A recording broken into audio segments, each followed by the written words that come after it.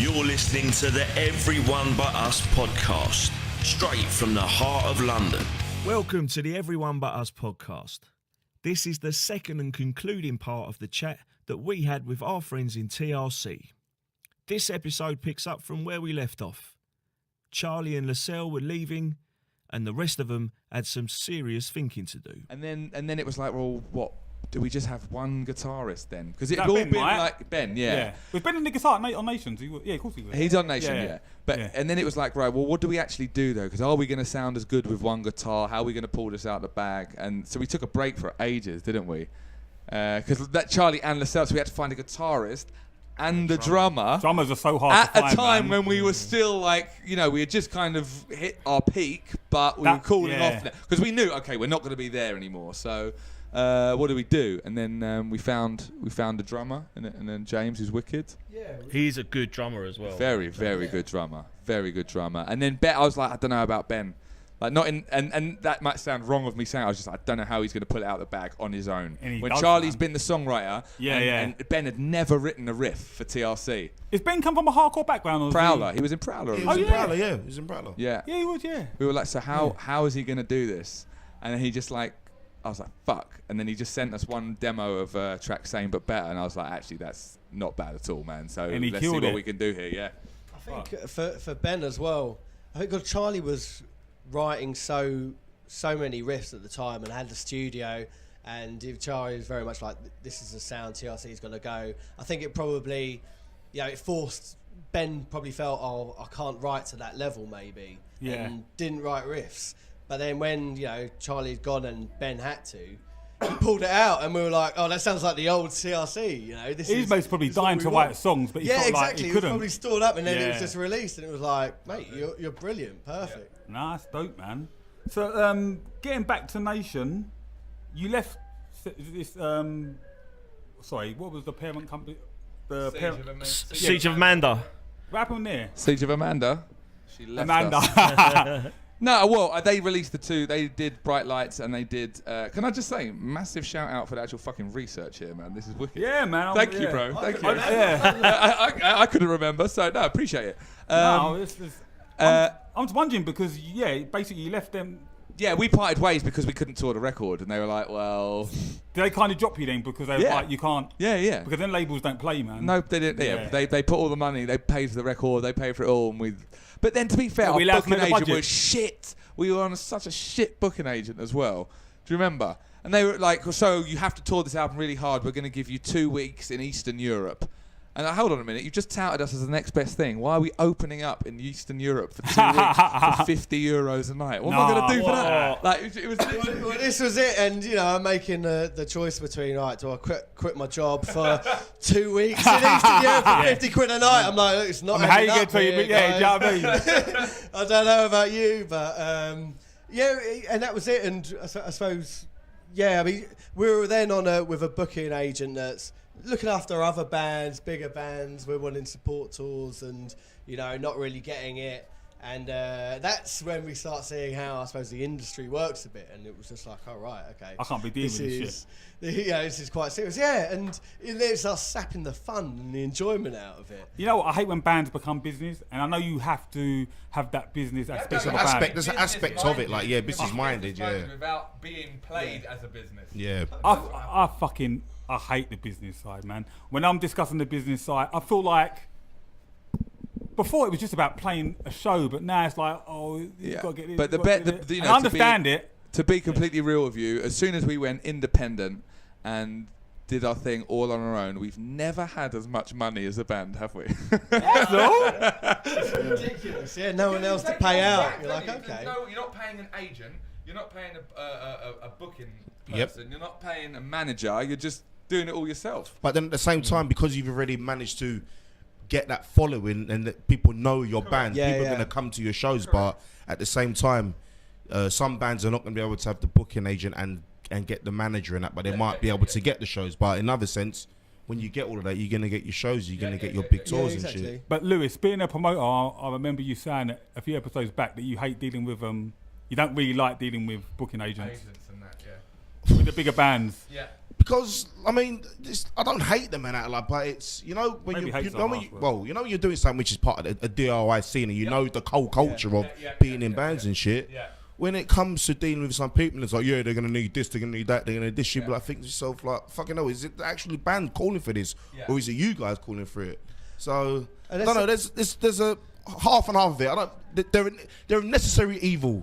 Agents, like, you know what I mean? And sometimes we'd get a message from a promoter that we know that we've met from shows before, and they say, look, I've been speaking with your agent, but I'm getting no luck. I just want to know if you can do this show for £50. Bloody hell! Direct, isn't it? You know what I mean? But I mean, that's the fucking agent's job. Like, the job for him to do is to fucking sort out your fucking show. So when the dude is trying to sort the show out and it's not happening, they have to come back to the band. You're like, what's this case?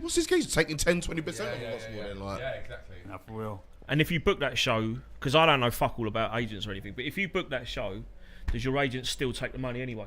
They take 15%. Whatever the cut's been agreed. They'll follow your Facebook. They'll see where you're playing and say, right, I'll take my percentage. Thanks very much. Want my fucking money, man. I mean, you still use a booking agent now, though, didn't you? Or you? Well, we do at the moment, and it's that thing where I think. But you our booking agent probably just gets emails from people requesting to put TRC to be fair, though, forwards it on. I mean, as big as your band is, like, you got a following, you probably do need a booking agent. I think we use the booking agent because it saves us time. Do you know what I mean? Because you ain't got time of our careers and stuff. When you're a new band, or you're a band that's still not sort of found your feet, then you can do everything on your own. But once you get to a certain point, and that's when booking agents and that do come into play. Like. And you know what, like, going back to it, when you are doing it all yourself as a new band, that's when the most fun is. Even though it's the most stressful. Like, actually thinking back, it's fucking brilliant. Trying to organise whether it's booking a tour, trying to rent a people carrier to take you to France, and you can't even actually take out the country, but you do it anyway. That's where we started. TRC, 7 people in a Volkswagen Touareg, like, that's just literally crammed in. And can I suggest something for you, like, because now you're doing it independently. When you're collecting your money, put your Hawaii uniform on, make sure you got your black and just walk in there and, like, bow and say, have you got my money? And I guarantee you have no problems, man. So, how did the link with No Sleep Records for Nation come about? They're an American independent label, American right? independent, like, hardcore, post-hardcore kind of label. Stuart from Gallows, who was managing us, he basically put us in touch with him, and the guy was like, this is so fucking different and fresh. He was like, they just wanted to put out the EP, and that was it. No, that's pretty good. So, Ray, you worked well with them? You didn't we didn't really have to do anything. They were just like, we put out your EP. We were like, cool, thanks. Going back to Gallows, it's the manager of Gallows. No, it was the bass player in Gallows was our manager. Sorry, okay. So he was like, you guys are something different. And I knew him from before anyway. He was originally in a band called Winter in June. I've never heard of him. No? Remember back in the day? Yeah, I remember them, yeah. Winter in June, Watford band. Oh, Watford hardcore band. I'm sure you played with them bare times very much. They were sort of a little bit more youth crewy, weren't they? Yeah. Right. I've got a split with them and another band who were like a little bit of a noise band. Right. I can't remember what it was called. November Coming Fire? Nah. No. These long names, man. Yeah, I know. It's got Fire, winter, name of the month, a season of the year, isn't it? I know, it's just like... Yeah, I can't remember. I think Winter in June was like, I like that sort of stuff, but then the other band, I remember, I didn't listen to the split that much because... Incoherence? No. Nah, I think it was like... I'm gonna Google it now. Google away. But carry on talking. they just said we'd like to put out your stuff. We were like, thanks very much. That's dope, man. And that actually got us like quite a lot of attention in the States. We've still got like quite a lot of fans in America now from that introduction. So shout out to Chris at No Sleep Records. Yeah, that's good, really, man, really top bloke. The American crowd, they don't. Let's have it right. I don't think they really. They don't get it. They don't get English. The accent, hardcore, the lingo, the lingo, attitude, nothing. So if you get a bit of a following in America, it was good. That dude, I was working at the London Stadium, and I was working the Foo Fighters event, and the singer, Dave Grohl.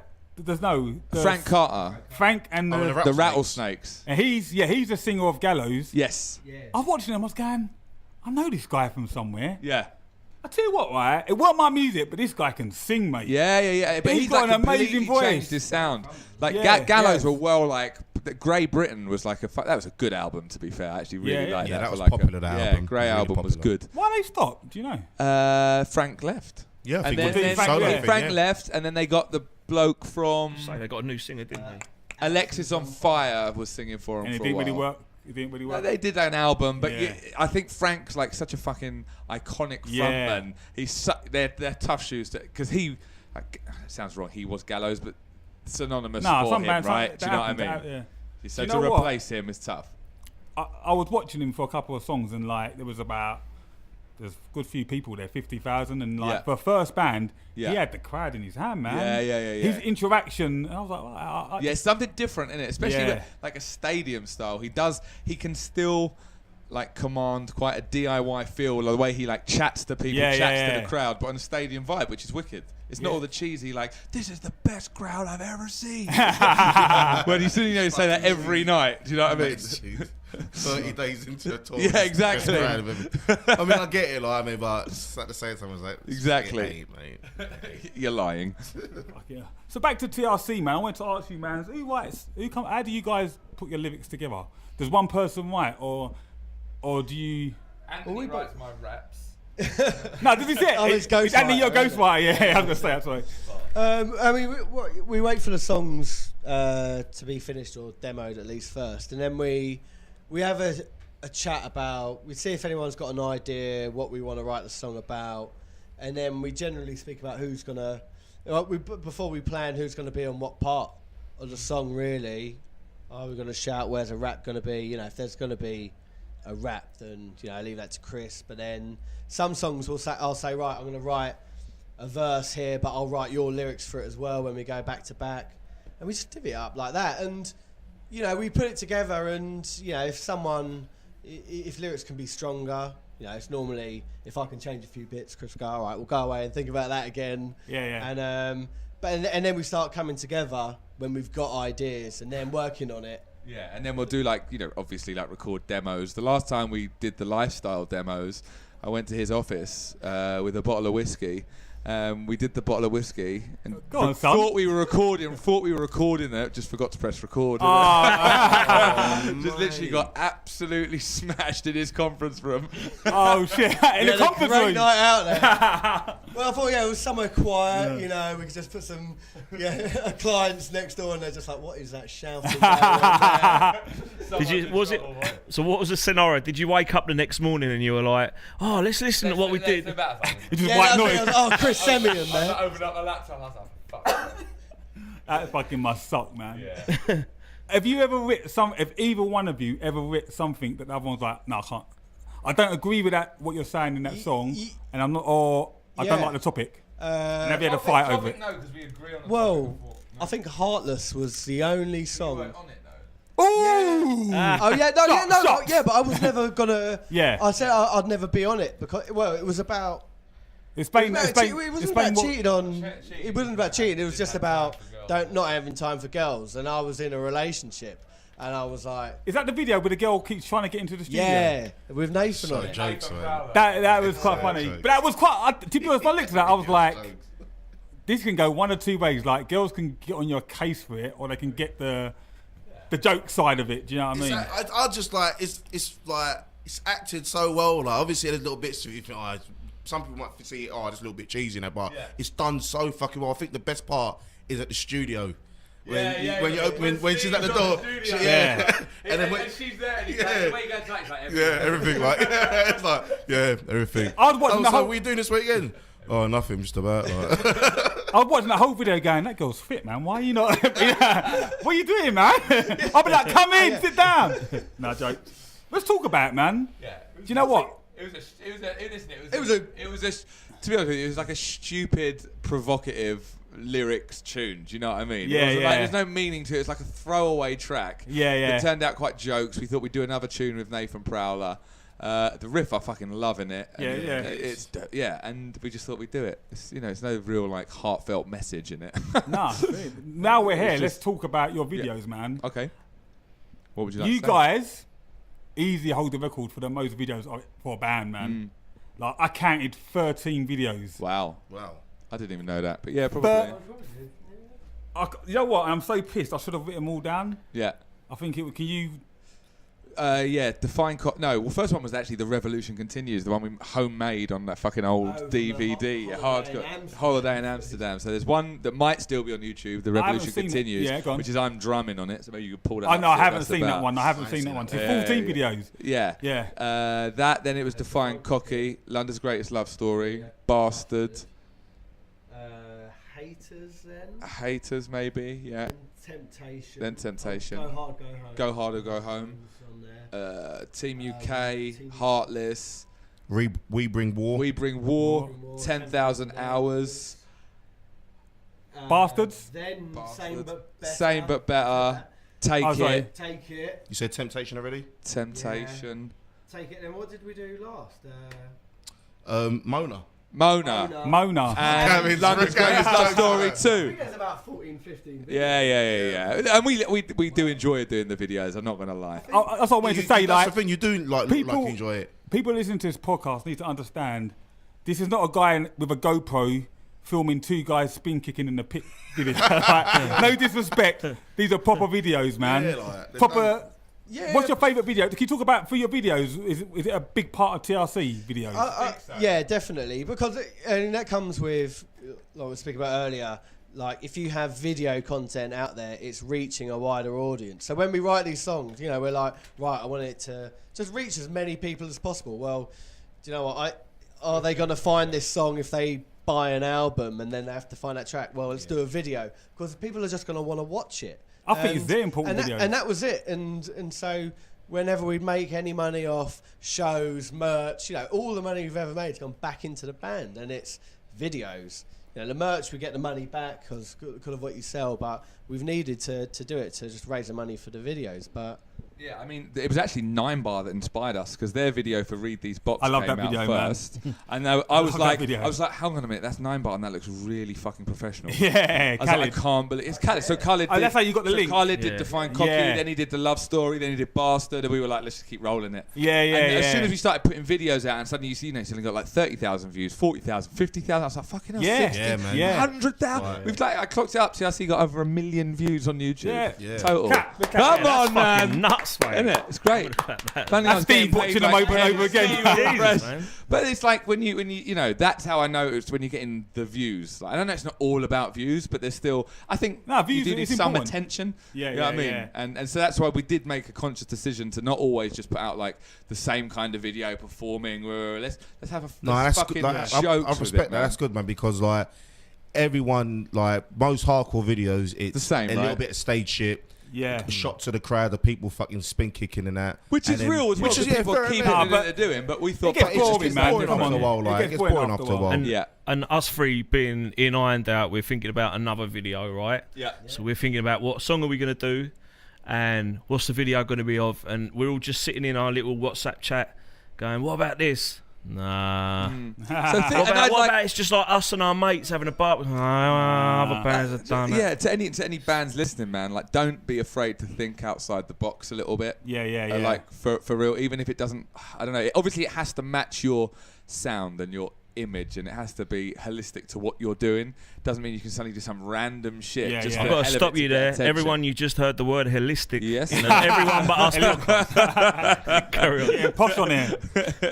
I mean, it has to like stick with. It has to be what you're about, and because we've always been a little bit different. Sure. It's a bit tongue in cheek. Do you know what I mean?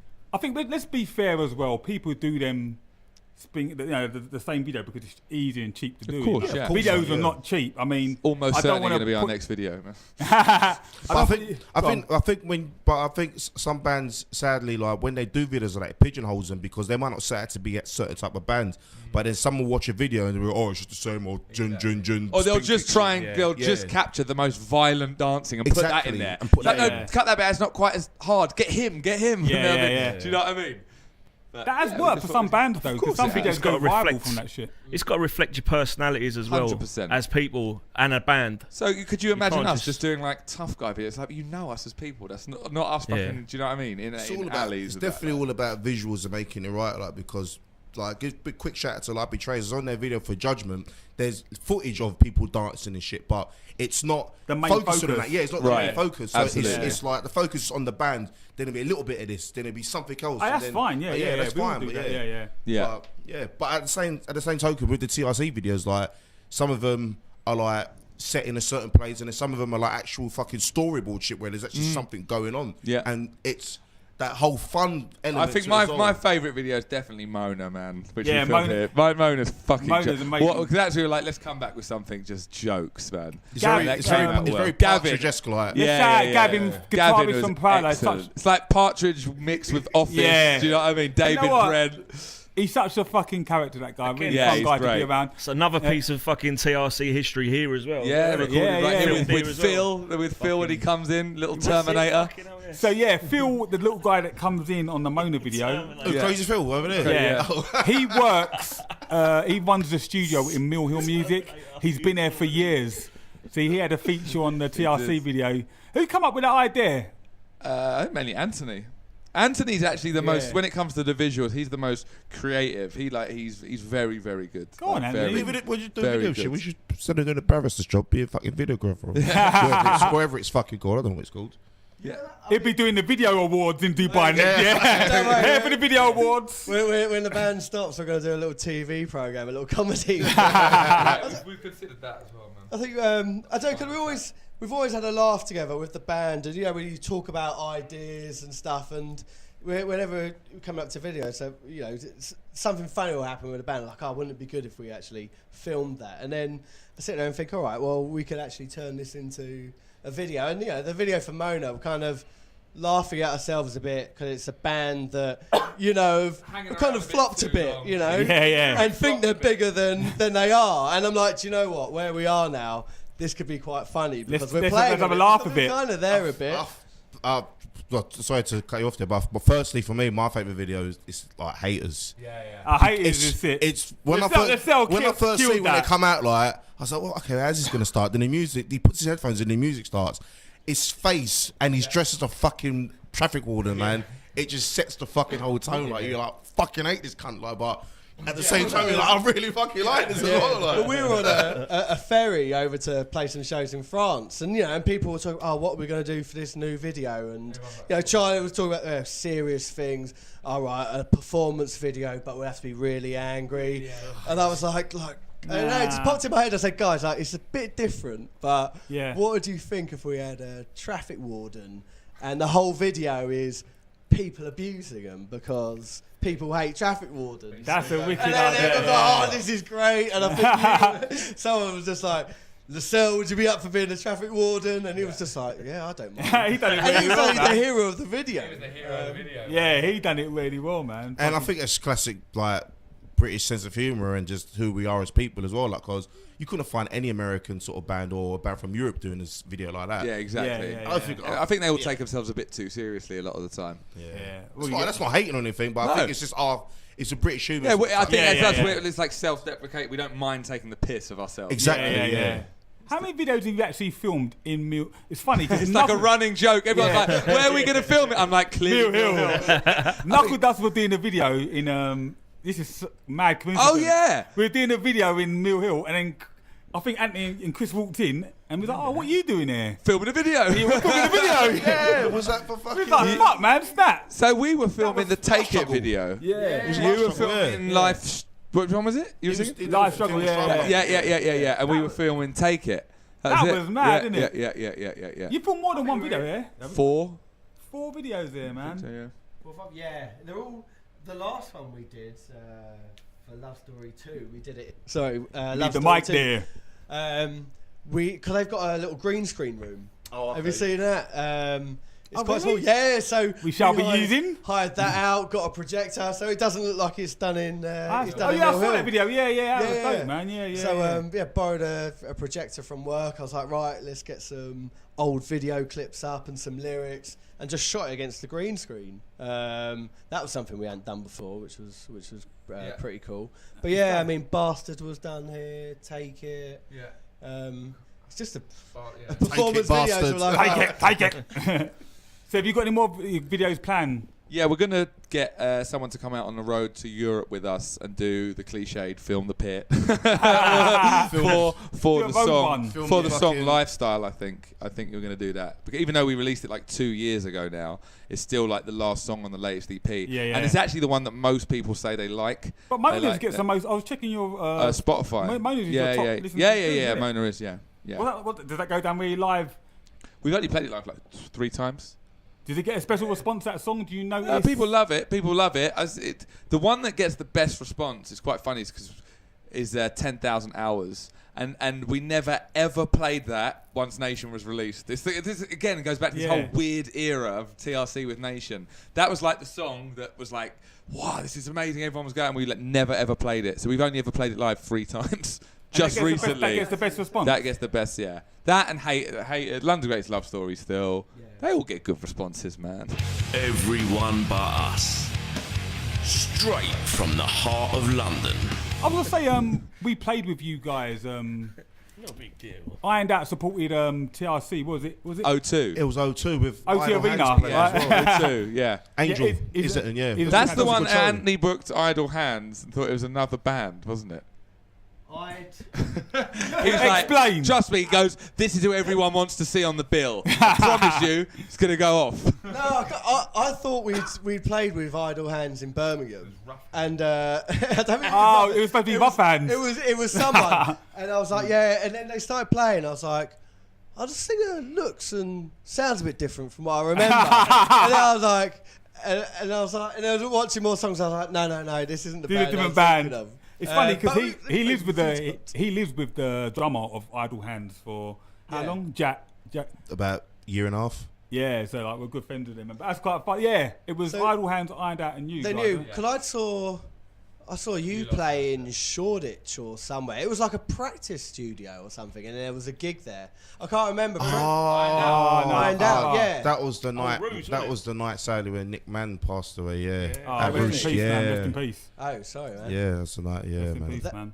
Because I saw you that night, and then I was like, right. I remember messaging Chris. I was like, oh right, you should see this band. Cause you remind me of E-Town a bit. That's the kind of shit And so I then do, man. I was like, right, we're I always putting on a get- show. Who do we want to put on? We can pick the bands. I was like, right, let's see if Ironed Out can do it. That's the kind of shit I always get band names wrong. Well, thank you, man. And you need to invite us on more. Come on, man. Yeah, we're up for it. Yeah, I said we were going to do it last September. I know. I remember having a conversation with you.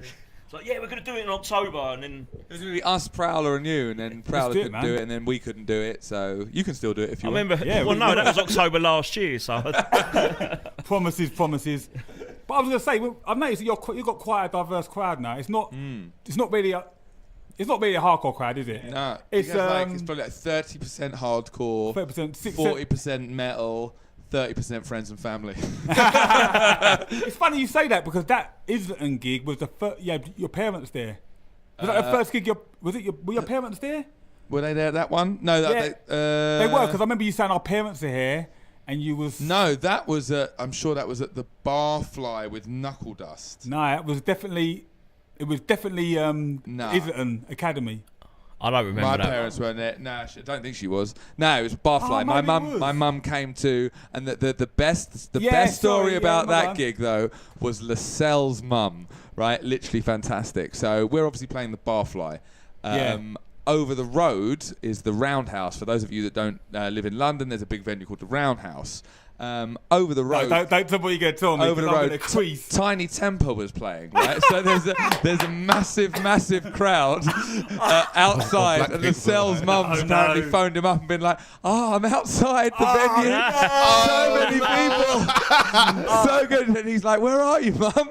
I'm outside. All these people are See, here." like a long crowd of 1,000 people. And he's like, "No, turn around, over the road, mum." That one with 50 people outside, that's me.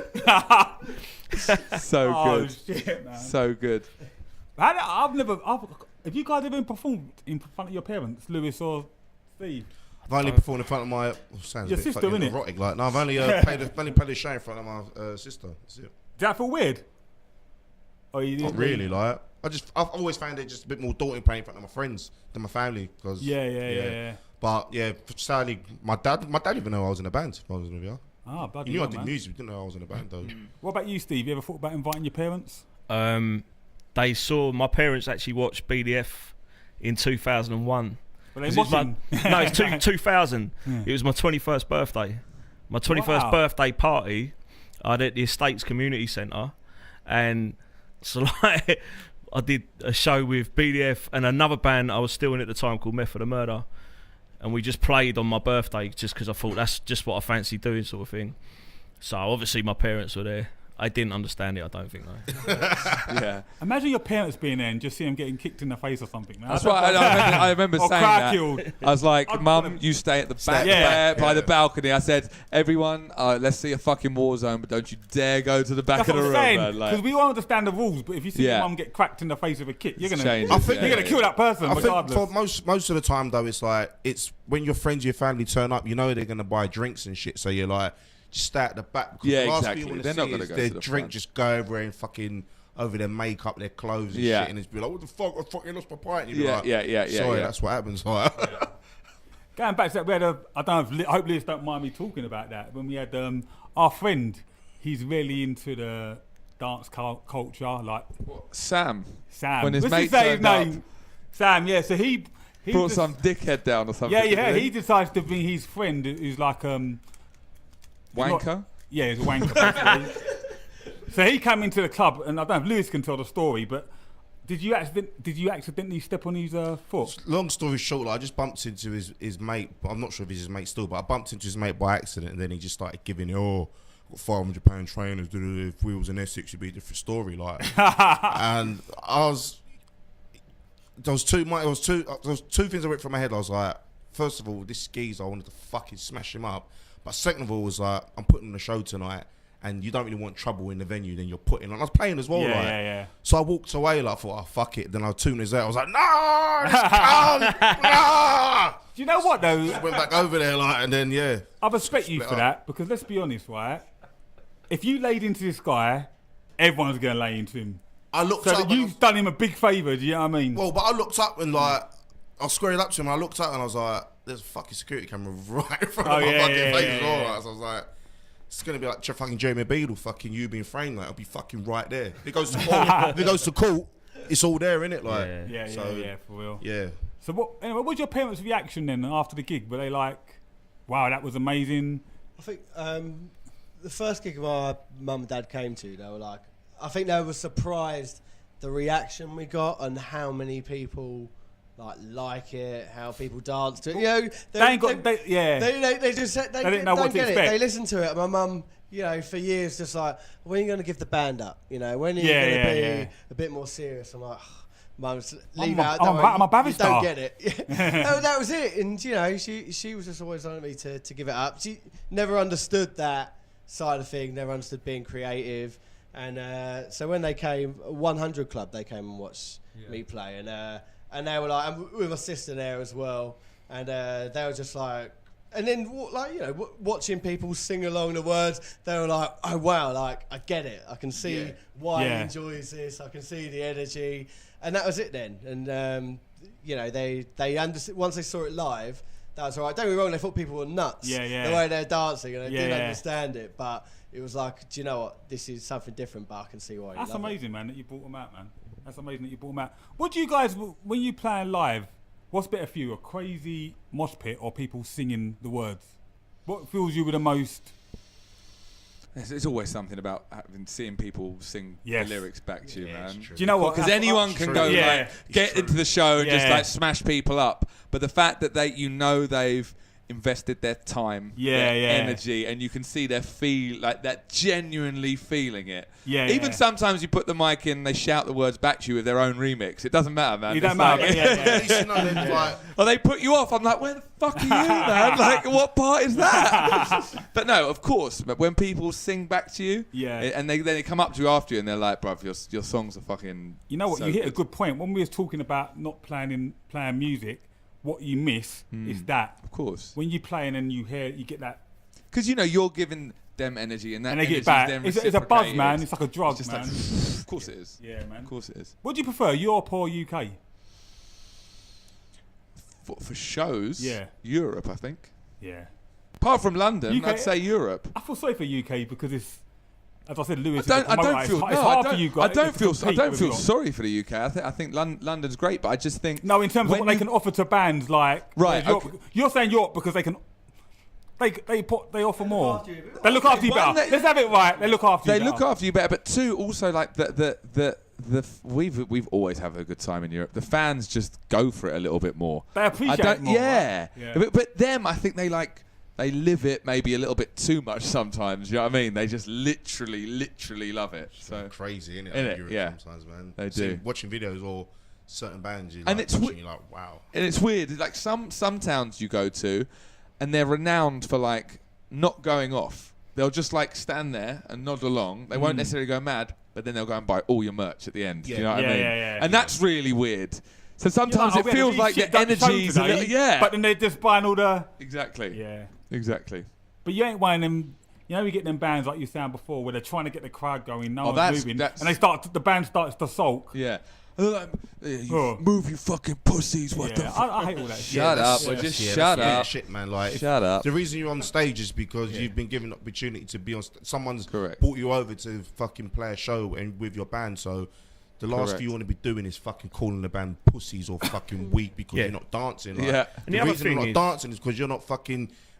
Is it? Like showing, as you said, showing that energy to them Exactly. to dance. Yeah. If they don't want to dance, then they don't Exactly. dance. Like, Yeah. You know, Just it's simple as take it on that. the Like. chin, I was man. going to say, right, the They other don't thing dance. is, they paid to get in. the other thing is, you've chosen to be in a band, right? You've chosen to do it for your fun. That's what you do for your fun time, right? You've chosen to get up on stage. It don't mean just because you're on stage that they have to fucking love it. Exactly. Society, I you've got demand to you fucking dance. Exactly. But you know what I mean? You've got to bring it for them to love it. Yeah. It's not like, And my whole thing as well, I really hate like false energy from bands. Like, you know, they always like have like a routine to it. They come on there, they know straight away. There's no energy in the room. They're just like, okay, let's fuck it. And it's just like, just warm them up a little bit, man. Yeah, yeah. And then they've gauged it completely wrong. And then after the second song, they're a little bit lost, and it's just like, don't know. They're swearing at people, but they can't look at the crowd in their eyes. They can't look up. Do you know what I mean? It's just I can't deal with that. I mean, That's funny my you mentioned pet that. peeve.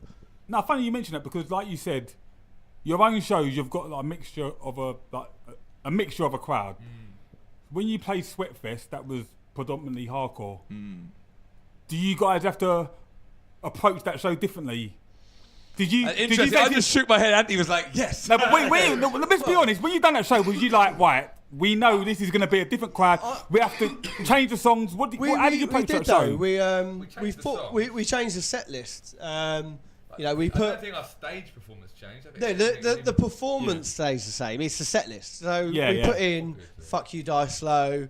We said, right, we know we'll put that in. We'll know to slow the beat down.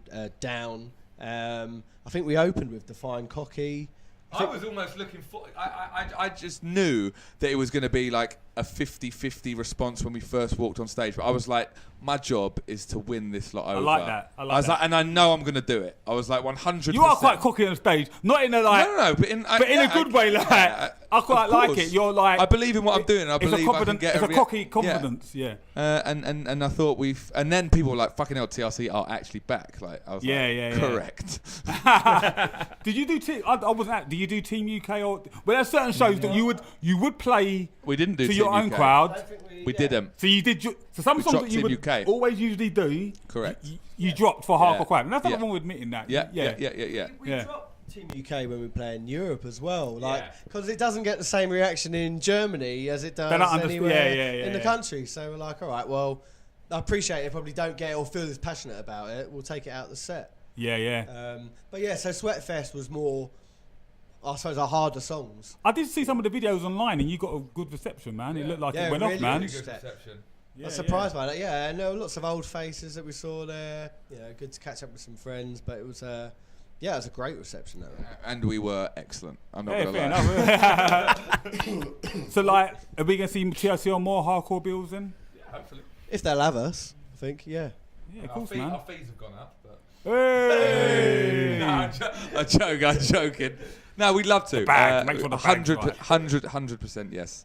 Definitely. Man. Because that's what we miss doing, you know. And as I alluded to earlier, we did kind of go off track with it a bit. But that's the kind of shows that made us. That's what we're good at. And I think it's time to do them again. Yeah. So you've kind of gone.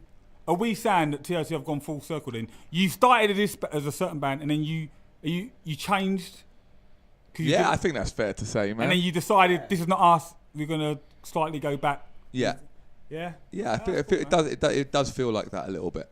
It does feel like that a little bit. So that takes us up to Lifestyle, man. Mm-hmm. How long was the gap between Lifestyle and your 5 years? 5 years. So like, was it? I know we've gone over this before. 5 years, and you said there wasn't a point where you wasn't gonna sing again. But was there a time when you're like, this just ain't working? It was just like I didn't want to come back and not deliver. That was my only concern. I knew we were good enough. I knew we could do it, but I was like, I don't know how long it'd take to reach that sound that I'd be happy to put out. I didn't want to put out like a 6 out of 10. Do you know what I mean? Wow, yeah. So and then we did the same. We did the first EP part 1 to tease them, and then we did. We came back and wrote Mona. Yeah. And Lifestyle and Under Great Love Story 2. So we thought, fuck it, let's do it then. How's the response been to the EP, man? Really good. Like really good. Oh, awesome, really, man. really, really good. And from like people and the magazines don't really count for much, but the fact that they took the time to actually review it again, which is cool. Yeah. So 4 out of 5s, a couple of 5 out of 5s. It's not bad, shit, man. It's not bad. So like, what happened to your bass player, man? That little short dude. Ollie, yeah, he went to Australia, unfortunately. Oh, so he's left. He's brilliant. He was good, mate. And it's open for him to come in. Like Sam's in, like on a permanent, temporary basis at the moment. Okay. But we don't know what's happened. He's gone to Australia for a bit. What's funny with him is when I play bass in Ironed Out, people say it looks like a violin. Yeah. A bass on him looks like a fucking double fucking. Yeah. He's proper small, isn't he, man? Yeah, but such good energy to him, man. Yeah, he just suddenly fits. And he was wicked as well. He just sent us a message. He goes, "Hi, I've noticed that your bass players in videos keep changing. Do you want a new one?" We were like, I like this guy. I'd never met him, never heard from him. I was just like, actually, I like this guy's attitude, man. Let's get him down. And then he had never even practiced with us. We had a show in Germany that weekend. Yeah. We were like, bruv, this is a long shot, but can you make Germany this Saturday? He's like, yep. And that was fucking hell. Never practiced, turned up, played, that show, and that was it, yeah. A lot of zeros that show. Yeah, it was good. Oh, man, well, shout out to him and Down Under, mate. Down Under. Man. So, independent, is that... Apparently it's the in thing. Is that where you're going with your next few releases, or if a label does come along? Yeah, no, independent, man, 100%. So you're just going to do it yourself now? 100%. Wow, man, so... Keep that for yourself, innit? Keep the money for yourself. That money must be about the money, but it's like the whole... You're in charge of the whole creative process. Okay. You're in charge of where you record. You're in charge of how you want to do it. You're in charge of when you want to put it out. You're in charge of what song. Do you know what I mean? Yeah. That was one thing that's when true. it was like Nation. That's like, You're this song's going out next. I was like, no, that song's dead. Why are we putting that out? Like, Yeah. Like, what the fuck, man? Like, so yeah, 100%. I think the way people listen to music now as well, a lot of it It's changed, is man. online. Do you know what I mean? Like we released it all ourselves. We put it up on Spotify ourselves, iTunes. We figured out how to do that. And once you've done that, you've got the full reach. I mean, Facebook, we've built up all the followers on that, and all on our social media. Right? Yeah. So when we release something, we know it's going to reach out to everyone that's going to want to hear it anyway. It's not, the label can't get us a reach really that we can't get. Yeah, I don't think these magazines like Kerrang and... I mean, it's Well, great. it's all online now. Yeah, it's great. They still got a mad reach, but like you said, that we have got a lot more power in our hand now. Yeah, Social but then- media's changed the game, hasn't it? You Big don't time. need a Yeah. record label to get in Kerrang! You just need to know someone there or a manager, That's just contacts. from the And we've horse's built mouth itself. contacts over the years. Yeah, talking about videos, just quickly, I just put that teaser up for this podcast. What? There you go, nice one. We just put it up, an hour ago? Yeah. It's 500 views, 20 wow. comments, 50. Do you know what I mean? This is that's that dope, is man. the power of Shout out social to Is that the media. video where I pulled a face at the end? Yeah, it is. Yeah. So yeah, Wow, the cheers, power. man. If you use it the right way, it's powerful, man. And just be real. Just be you. Show your personalities on social media. I think that's been really powerful for us. I've got a terrible personality. But it doesn't matter. I think you got to learn. So I think like for Wayman, man. Like I know you were like, oh, I don't want to do the intro, but you're very charismatic. You should do more fucking videos on thank social you. media. Yeah, it's true. It's true. Should I think man. it do you Yeah. loads, man. Yeah. Should for sure. Little live videos, thank you, behind man. the scenes shit. People like to see that. In the shower. But people want to see. They want to see the journey. Do you know what I mean? They want to see the behind the scenes shit. They want to see the recording. They want to see the writing. They want to see what goes on, Well, not just the release. You do your own lifestyle. We're going to wrap this up soon, but let's quickly tell us about that, man. I don't think it's really for the podcast, but if you're interested, why not, man? It's something- at Chris Robson Life on Instagram. I put out a weekly health and lifestyle podcast. So if you are looking to better yourself physically and mentally and all the rest of it, come and check the podcast out. Thanks cool, for the plug. Man. So TRC, man, what's next for them? If you could jump forward 10 years and you're looking at TRC, where would you want to see yourself? In 10 years. Yeah, that's a bit. I'll say 5 will be probably better. Maybe 5. I keep forgetting how old we are. I'll be in a wheelchair. I would like to be doing it as Knuckle Duster doing it now. And it seems like there's... No, you wouldn't want to be bigger. Like, you wouldn't... Like, you see... I think do you we've still gone see the past big... this- Do you still see the... I don't want to say bring me that. I'd say we can still go out and do EPA Fest, and we could still do This Is Hardcore Fest and things like that. That'd be fantastic. And it feels like a lot of bands have kind of had that rejuvenation lately. I look at Knuckle Dust. All right, you've always been there, but you play big festivals. For example, Archangel, they do even less than Knuckle Dust. They play 4 shows a year. Yeah. But when they play a show, it's a big show. Occasion as well. Yeah, it's an occasion, right? And I'd like to have the nostalgia. I don't know about new music for the next year or 2, but maybe 5 years, 6 years. I don't know if it would still have the same thing. I mean, it depends. I suppose with new music, it depends if we're passionate about it. Because if we've got something to say, then we'll go and do it. But we're not going to do new music for the sake of releasing something. And that's when you're not on a label, you can decide when you write. I think it would only be EPs or singles. Yeah, right. So you can see we like doing videos, and so do you know what? Yeah. I'd like just to do new single video. And just release things like that. Yeah. What are you saying that you're... Go on, sorry, Steve, go on. I was going to say, in this day and age now, and we're talking about how things have changed, do you think the album format is dead? Yeah. Because I do. I think it has to be I do. special to make it an album, because now it's people just want a track. People will get an album and they'll put three of the best songs I've got and put it into a playlist. Yeah, exactly. So you might as well, I don't know. Just record the best songs and do videos to Yeah, I think what Anthony says there, that's certainly an approach we'd like to take. And I think you see more rap and grime artists they're doing that. It's a track, a video, and another one, another. Not worried about the whole album. Do you know what I mean? Yeah. At least that's my understanding. Weirdly, it's sort of that. going in, when you mention that, it reminds me of what my parents told me about the 60s and stuff like that. Bands would release single after single, and then they'd release an album, but none of the singles would be on the album. Oh, really? Singles would just be their own standalone thing back then. Right. It weren't just a representation of the album, it was just a single. So they'll have their A side, and then their B side will be something completely different that they'll be doing on it. And then, as Steve said, put out loads of different singles, and then an album which is completely different. And that's how they build up their fan base as well. Yeah.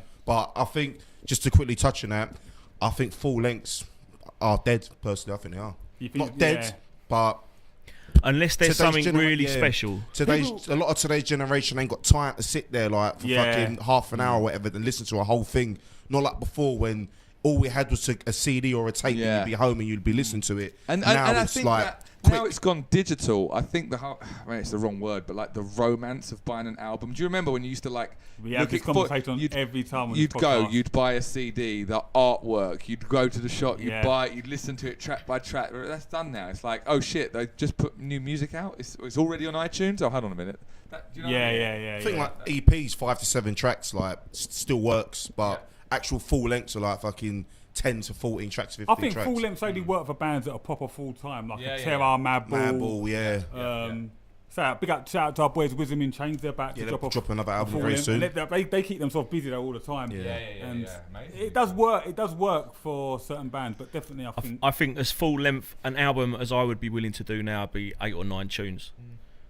Again, another thing that they used to do in the old days, 8 or 9 tunes on an album was the standard. And it somehow fucking 15, 16 tunes. And then you end up with so much fucking filler. Yeah. There's no point. No, but anyway, man, I want to thank you guys, man, for taking the time. Thanks for having us, man. Come down there. To catch up again. Cutting the breeze. We learnt a few things. We learnt that you're Barristan and you like to go to Dubai a lot. Chris is cool, always just there chilling. Yeah. No, honestly, when I first saw you guys were doing this, I thought, fucking quality, man. And I don't know who inspired you guys to do it, but it's wicked. I checked the Prowler one out. Yeah. I think you guys have, the style is nice. It's a natural conversation. Like I was saying to Wayne off air, it's not like question number one. No. It just flows, and I think it's great. Keep doing it. You guys have been great guests, man. I think what it is all the bands that we are involved in or we know growing up, you never hear their story. Well, I know you hear it from people within our own community. So but it also takes talent to bring the story out. So you guys are obviously doing a good job. We're just licking each other's balls. No, I'm not. Bro, it's true. I like it though. It's true. You know, you hear some people that have an idea. It's like, I'm going to start a YouTube channel, and they do it. It's like, shouldn't have done that. I think what you've done is very good. So thanks for having us on. roll here. with it, innit? And, yeah, absolutely. No, thank you, man. So do you want to announce your shows and shit? Yeah, we got some shows coming up in Germany in September. So all our German friends, get ready. We may be doing some new music. I'm doing a collaboration with Born From Pain, which should be quite fun. Are you for real? Fucking hell. Yeah, my boy Bob didn't tell me that. Shout out to Bob, shout out to Born From Pain, man. Yeah, so I'm They got the album recording coming out, some right. vocals for them. Did he reach out to you for that? Yeah. Oh shit, That's man. cool, Who'd man. have thought, huh? That's a good little. I'm looking forward to hearing that, Yeah, man. bro. I just literally finished the demo of it today, so it's fucking how's it very sounding? good. Very good. Oh, sweet, man. Well, at least my part is. I don't know about Let's get it on the cutting room floor now. Yeah, so just quickly, I want to just do some fucking show announcements with my fucking boring old voice, but you're going to listen to it anyway, so fuck off. So Saturday, the 4th of August, we've got the Ruction Records night. Injury Time, back once again. Injury time. And then we've got Vendetta UK Hardcore, Instruments of Torture, Resist, Working Men's Club and Torn Away. So that's a proper UK hardcore lineup. Then the next day, Psycho Enhancer coming over from New York. They're on tour with Headshot from Belgium. So make sure you come to that show. It's the same venue. Where are they? What? Headshot? Shows? The shows. Both of these shows are actually at the Unicorn. nice. So August 4th and August 5th. And Idle Hands and HCH, which is Hope for Hostility, they'll be playing that as well.